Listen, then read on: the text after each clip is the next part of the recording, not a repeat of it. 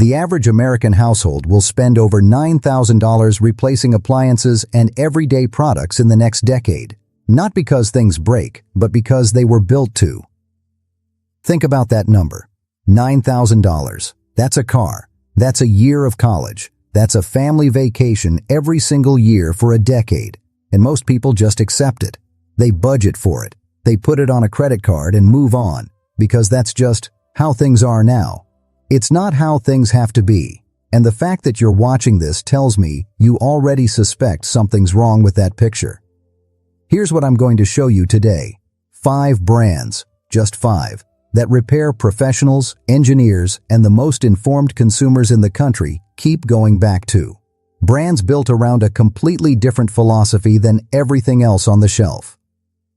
But before we get to those 5, you need to understand why they're so rare. Because if you don't understand the system working against you, you'll walk into any store, see a dozen highly rated products, and have no idea how to tell the difference. It didn't happen overnight, and it wasn't an accident. There are 3 specific things that broke the consumer goods industry. 3 decisions, made in boardrooms, not factories, that turned your appliances, your tools, your cookware, your gear, into subscription products with an expiration date stamped on the inside where you can't see it. The first one is the one nobody wants to talk about.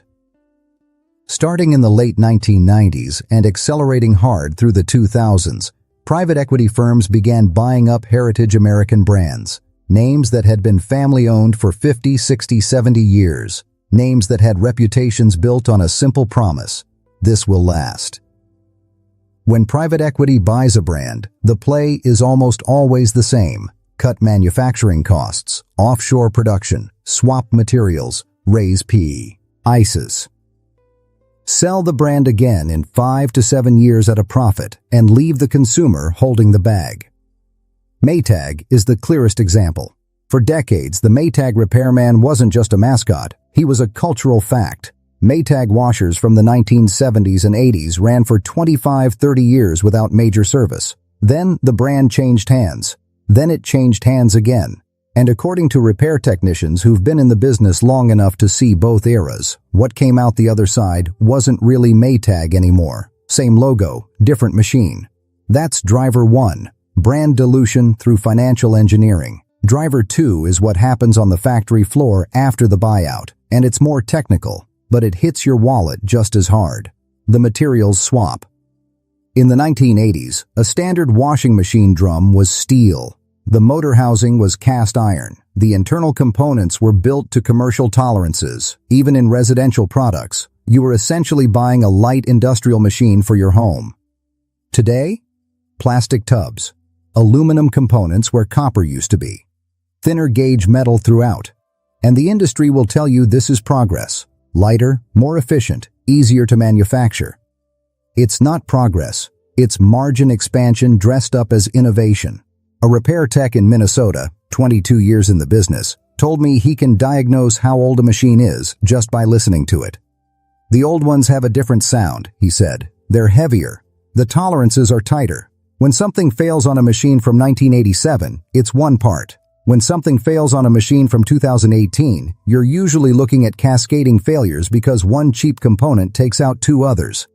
That's driver 2, material degradation. And it's everywhere. Not just appliances. It's in hand tools. It's in cookware. It's in outdoor gear.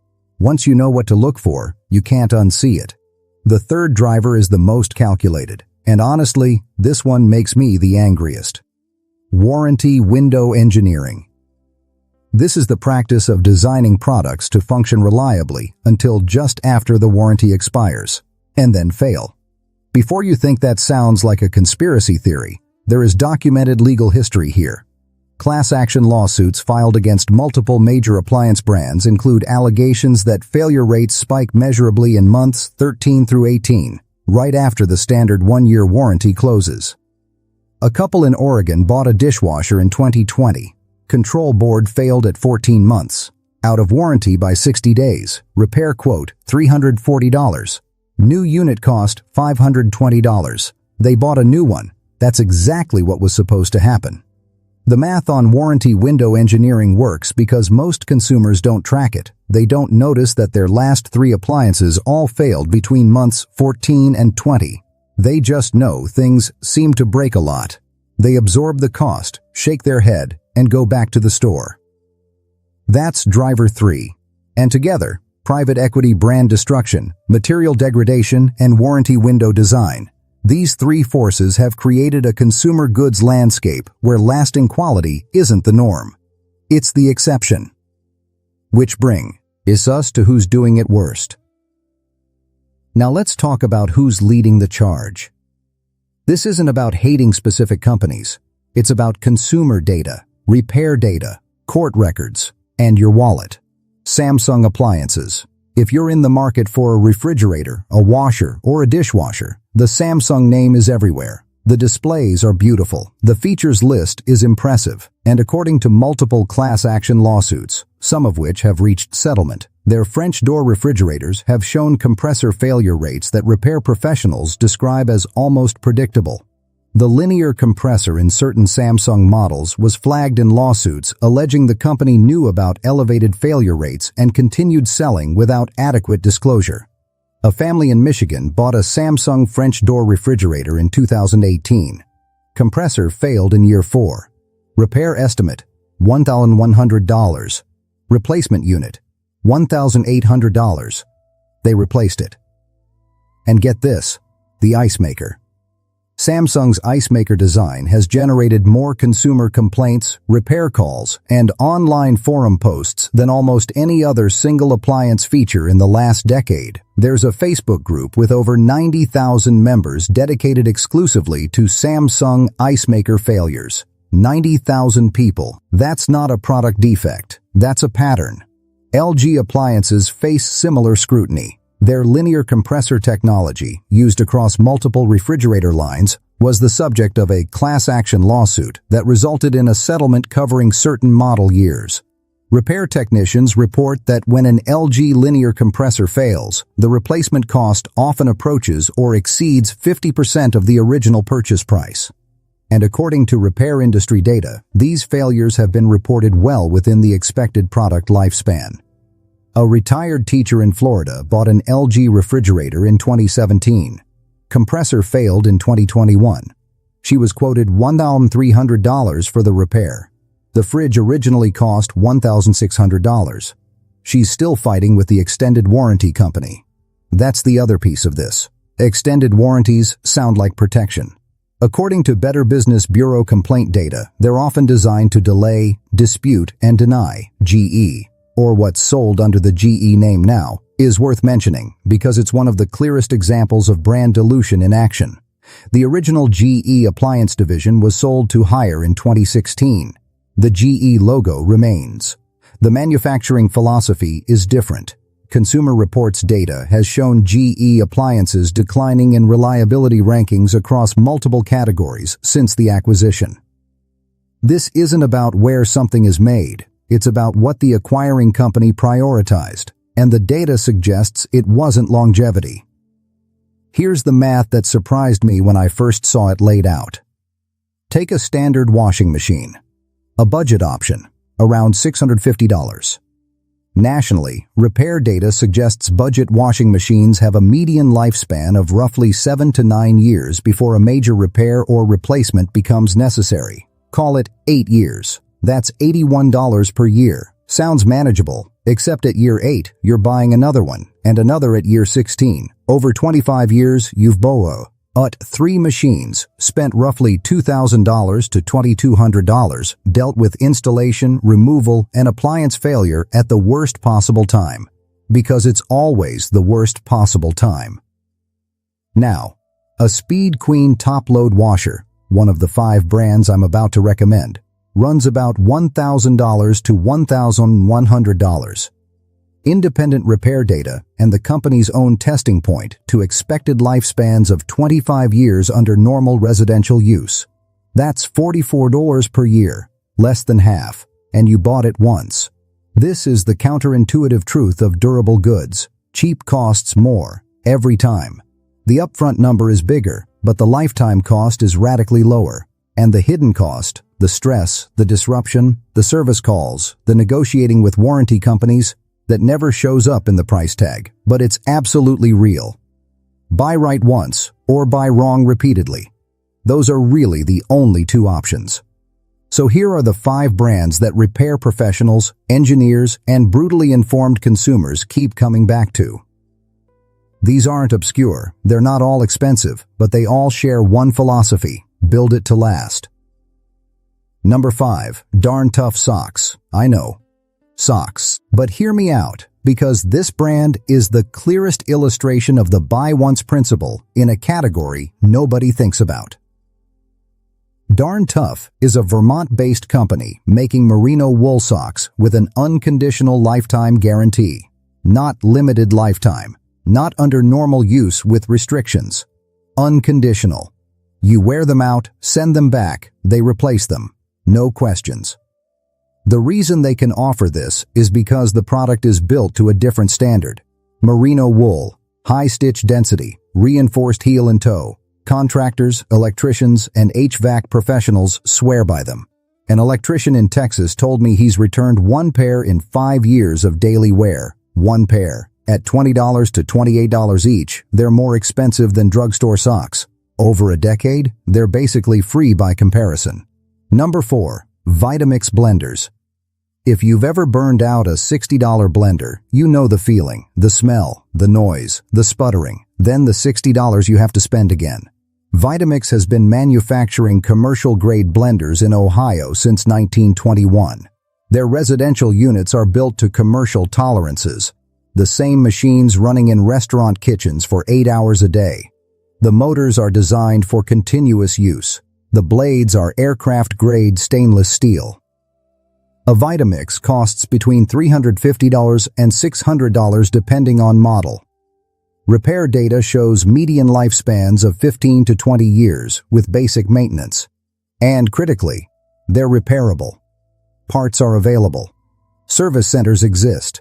This is increasingly rare in small appliances. The 5200 model is the proven workhorse. It's been in production for decades. That's not stagnation, that's confidence. Number 3. Speed Queen washers. Speed Queen is what washing machines used to be, an American company, Ripon, Wisconsin, making commercial laundromat machines and residential machines on the same production line to the same specs. Steel constructed, on mechanical controls, not touchscreen. A transmission system that repair technicians describe as nearly bulletproof. The 25-year expected lifespan isn't marketing copy. It comes from independent repair data and the company's own testing protocol. And Speed Queen's warranty signals genuine confidence.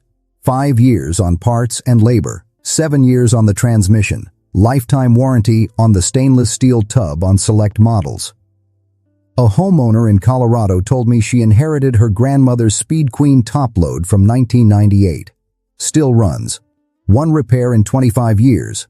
A lid switch. $40 part. That is the buy once philosophy in action. Number 2. Miele Appliances. This is the premium tier, and I want to be upfront about that.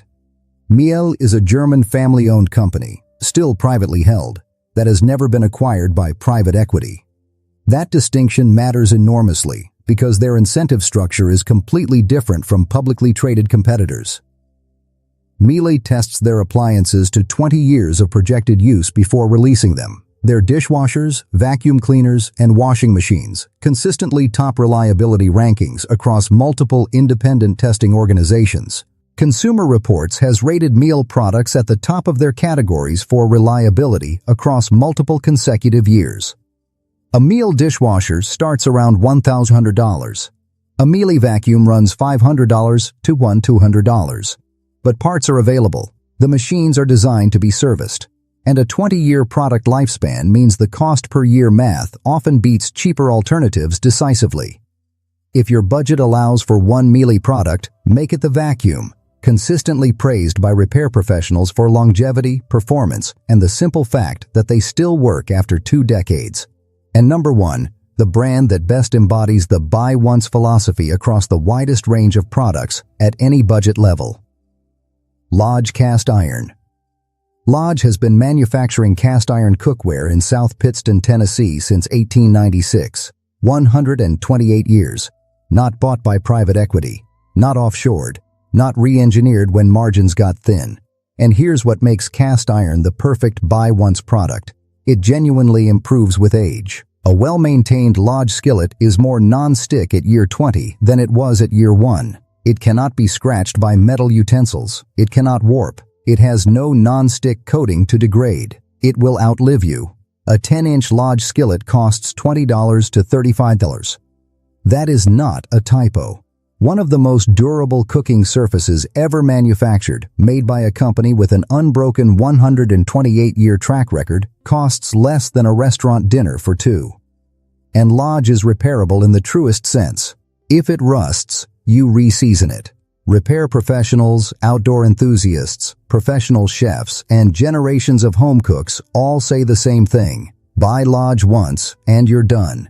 Here's the rule. Buy once, buy right. That's the through line connecting every brand on this list.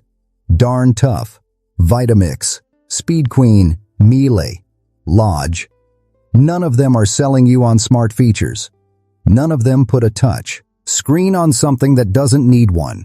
None of them were acquired by a firm that gutted the engineering team and moved production overseas. They all made the same bet. Build something that genuinely lasts, and people will come back. And they were right. Here's how to apply this going forward. When you're about to buy any product, ask 3 questions. Who owns this brand now, and who owned it 10 years ago? Is it repairable? And are parts available? And what do independent repair professionals say about it? Not the Amazon reviews, the actual technicians who see these things fail. If you can't answer those 3 questions, don't buy it yet. Skip the touchscreen. Skip the smart features. Skip the brand that's been sold 3 times in 12 years. Look for steel where plastic exists. Look for mechanical where digital exists. Look for companies that still answer the phone when something breaks. Buy once, buy right. That's it. Here's my question for you. What's the one product in your home you've replaced more than twice in the last 10 years? Drop it in the comments. I'm betting most of you have the same 3 answers, and I'm betting at least one of them is a refrigerator. If you're tired of replacing the same things over and over while your neighbor's 1987 Speed Queen keeps spinning, subscribe, because this is what we do here.